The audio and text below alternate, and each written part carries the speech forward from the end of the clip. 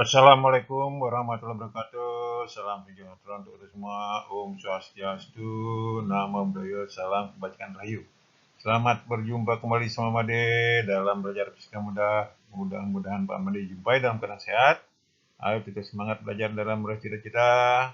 Pada pertemuan kali ini Pak Made ingin menyampaikan soal-soal gaya kolom sesuai indikator meliputi memahami konsep gaya kolom, menerapkan rumus gaya kolom dalam menyelesaikan permasalahan. Untuk memudahkan menyimak, memahami pembahasan berikut, adik-adik ingat rumus yang terpampang pada layar. Mudah-mudahan tipe-tipe soal, jenis-jenis soal yang disajikan dapat membantu adik-adik dalam mempersiapkan ujian tengah semester maupun akhir semester. Mudah-mudahan nanti nilainya bisa bagus. Selamat menyimak. Mari adik lanjutkan menyimak soal berikut. Sebuah dipol disusun dengan besar muatan 3,6 kolom. Untuk masing-masing muatan berbeda, satu positif dan satu negatif. Terpisah sejauh 20 cm. Berapa besar gaya yang dialami oleh elektron yang berada pada medan listrik tersebut? Data yang ada, Q1 3,6 kolom, Q2 pasangannya negatif, min 3 kali 10,6 kolom, R1 sama R2 sama 20 cm dibagi 2 sama dengan 10 cm sama dengan 0,1 meter. Besar permedan dipol adalah jumlah semuanya, baris kedua di bawah, E sama dengan E muatan positif tambah E muatan negatif. Masukkan rumusnya K Q1 per R1 kuadrat tambah K Q2 per R2 kuadrat. Karena muatan sama, maka K kali Q kali per R1 kuadrat tambah per R2 kuadrat. Sehingga masukkan angkanya baris kedua kanan bawah, E sama dengan 9,9 kali 3 kali 10 pangkat 6 kali per 0,1 kuadrat tambah per 0,1 kuadrat. Hasilnya yaitu 5,4 juta Newton per kolom. Ingat, dari rumus permedan F sama dengan Q kali E, masukkan angkanya karena elektron muatannya 1,6 kali 19 kali 5,4 juta Newton per kolom, AC-nya 8,64 10 pangkat 13 Newton. Jadi pilihannya nomor A. Jadi begitu adik-adik, ingat di sini dipol buat medan oleh kedua muatan semuanya dihitung. Selamat menyimak soal berikut. Mari adik-adik kita lanjutkan lagi menyimak soal tipe lain lagi. Muatan ketiga 2 mikrokolom ditempatkan di titik P seperti pada gambar di bawah ini. Berapakah gaya yang bekerja pada ketiga dan kemana arahnya? Jawab berarti yang ada begitu mulai satuan dalam sistem I1 1 mikrokolom sama dengan 10,6 kolom, kedua min 3 mikrokolom sama 3 kali 10,6 kolom, ketiga 2 mikrokolom sama 2 kali 10,6 kolom. Tanyakan F3 nya berapa? R13, nah itu jarak dari 1 ke ketiga 2 meter tambah 1 meter sama dengan 3 meter. R23 antara muatan 2 dan 3 itu jaraknya R23 sama dengan 1 meter. Nah, F13 perhatikan garis keempat di bawah sebenarnya K1 Q3 per R13 kuadrat, masukkan angkanya 9 kali 10,9 kali 10,6 kali 2,6 per 3 kuadrat sama dengan 2 kali 10 min 3 Newton. Nah, perhatikan gambar kiri bawah, Q1 dan Q3 itu sama-sama positif sehingga tolak-menolak. Jadi F13 arahnya ke kanan. Lanjut, muatan F23 baris ketiga di bawah. F23 sama dengan K Q2 kali Q3 per R23 kuadrat. Masukkan angkanya 9 kali 10,9 kali 3 kali 10,6 kali 2 kali 10,6 per 1 kuadrat. Hasilnya 54 10 pangkat min 3 Newton. Nah, di sini kita lihat bahwa antara muatan 2 dan 3, 2 itu negatif, 3 positif, jadi tarik-menarik. Sehingga F23 arahnya ke kiri. Sehingga sekarang muatan pada muatan 3 F3 baris kedua di bawah, yaitu yang besar dikurangi yang kecil, sehingga arahnya nanti sesuai dengan yang besar. Jadi F3 sama dengan F23, min F13 sama dengan 54 10,3 dikurangi 2 kali 10,3, hasilnya 52 kali 10 pangkat min 3 Newton. Nah, karena F23 lebih besar, maka F3 arahnya ke kiri. Jadi pilihannya nomor C. Jadi begitu adik-adik, tidak sulit. Ingat kalau muatan positif dia tolak menolak, positif dan negatif tarik menarik. Selamat menyimak soal lebih lanjut. Mari adik-adik lanjutkan soal berikut. Berapakah garis titik total pada muatan yang terletak di sudut kanan bawah titik C segitiga yang ditunjukkan di bawah, di mana Q 10 mikrokulom dan A 30 cm. Segitiganya adalah sama sisi. Jawab, Q1 sama dengan QA sama dengan 10 mikrokulom, sama dengan 10 pangkat min 5 kolom, Q2 sama dengan QB sama dengan min 2 kali 10 mikrokulom sama dengan min 2 10 pangkat min 5 kolom, Q3 sama dengan QC sama dengan 10 pangkat min 5 kolom, F3 sama dengan berapa? Jadi gaya pada muatan 3 berapa? Nah, perhatikan antara muatan 1 dan 3 positif-positif, sehingga gaya pada muatan 3 oleh muatan 1 F13 itu arahnya ke kanan. Sehingga baris ketiga dari bawah kiri F13 sama dengan K1 Q3 per R13 kuadrat. Masuk angkanya 9 kali 10 pangkat 9 kali 10 pangkat min 5 kali 10 pangkat 5 per 0,3 kuadrat, hasilnya 10 Newton. Antara muatan dan 2 dan 3 itu adalah positif dan negatif, tarik menarik, sehingga F23 arahnya ke muatan negatif. Sehingga sudut antara F13 dan F23 itu adalah 120 derajat karena segitiganya sama sisi. Lanjut, F23 sama dengan K Q2 kali 3 per R23 kuadrat. Baris 3 kanan bawah, 9 kali 9 kali 2 kali 10 min 5 kali 10 min 5 per 0,3 kuadrat, hasilnya 20 Newton.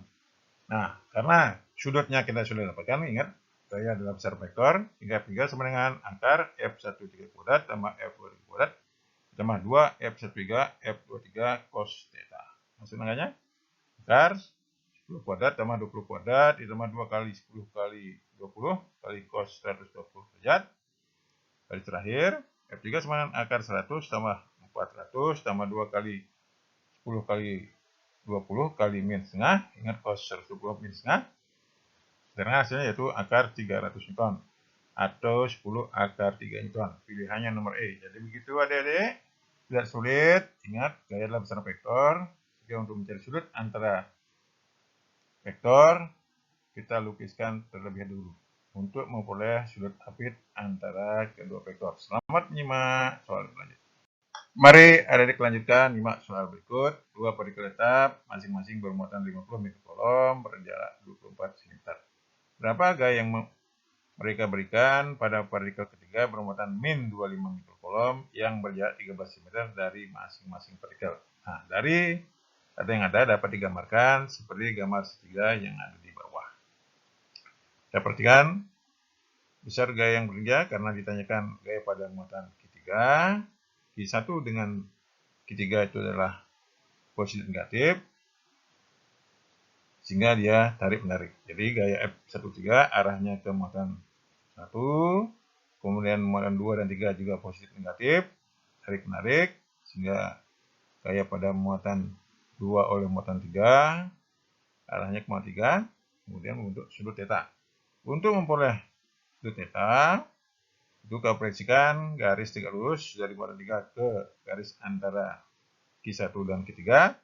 Dipulih segitiga, salah satu sudutnya adalah alfa di bawah, di mana nanti kita bisa cari dengan menggunakan rumus cos. Baris keempat di bawah, cos alfa sama dengan 12 per 13 sama dengan menggunakan kalkulator, alfanya 23 derajat. Nah, karena antara di muatan 1 dan 3 sudutnya sama, maka tetanya itu 180 derajat dikurangin 2 kali 23, hasilnya 134 derajat. Nah, lanjut. Dari yang ada, jawab Q1 sama dengan Q2, 50 mikrokolom, sama dengan 5 kali 10 min 5 kolom, Q3 sama dengan min 25 mikrokolom, sama dengan min 2,5 kolom, R12 sama dengan 24 cm, R13 sama dengan R23 sama dengan 13 cm, sama dengan 0,13 meter, F3-nya berapa? Kita cari dulu F13 sama dengan F23 sama dengan K1 Q3 per S13 kuadrat. Perhatikan baris dari bawah, 9 kali 10 9 kali 5 10 min 5 kali 2,5 kali 5 per 0,13 kuadrat, hasilnya 665,68 Newton atau 665 diberikan 0,7 Newton. Nah, ingat gaya besaran vektor, setelah tadi kita cari sudut-sudutnya, maka garis kedua di bawah F3 sama dengan akar F13 kuadrat tambah F23 kuadrat ditambah 2 F13 F23 cos theta. Masuk angkanya. Akar 665,7 kuadrat tambah 665,7 kuadrat tambah 2 kali 665,7 kali 665,7 cos 134 derajat. Cos 134 derajat itu adalah min 0,69. Sehingga baris terakhir F3 diseranakan dari akarnya diperoleh hasilnya yaitu 524,2 Newton. Pilihannya nomor C. Jadi begitu adik-adik. Karena gaya itu besaran vektor, sebelum memasukkan ke rumus, cari sudut antara dua vektor. Baru masuk ke rumusnya. Selamat menyimak soal berikut. Mari adik-adik lanjut lagi. Simak soal berikut. 3 muatan plus Q besar, Q kecil plus Q besar masing-masing ditempatkan pada jarak 0, A/2 dan A dari titik asal pada sumber X. Jika gaya total yang dialami oleh muatan plus Q yang ditempatkan pada X sama dengan 0 adalah 0, maka nilai Q kecil adalah jika A sama 60 cm dan Q besar 100 kolom. Jawab Q1 plus Q, Q2 plus Q kecil, Q3 sama plus Q sama 100 kolom. Nah, resultan gayanya 0 itu berarti F13 plus F12 yang bekerja pada titik asal sama dengan 0. Garis ketiga dari bawah, masukkan angkanya. F13 Q besar kali Q per A kuadrat, jaraknya A, plus Q besar Q kecil per A/2 kuadrat sama dengan 0. Sederhanakan. Q plus 4Q sama dengan 0, 4Q sama dengan min Q, atau Q sama dengan min Q per 4, masukkan angkanya, min 100 kolom per 4, hasilnya min 25 kolom. Jadi pilihannya nomor C. Jadi begitu adik-adik, biarkan dulu dalam variabel, terakhir baru masukkan angka. Selamat menyimak soal berikut. Mari adik-adik lanjut lagi, menyimak soal yang terakhir. 3 jenis muatan terletak sepanjang sumbu X seperti yang ditunjukkan di bawah. Q1 6 mikrokolom, Q2 min 2 mikrokolom, tentukan besar dan arah gaya total pada Q3 1,5 mikrokolom. Jawab berarti yang ada Q1 6 mikrokolom, sama 6 kali 10 min 6 kolom, Q2 min 2 mikrokolom, min 2 kali 10 min 6 kolom, Q3 1,5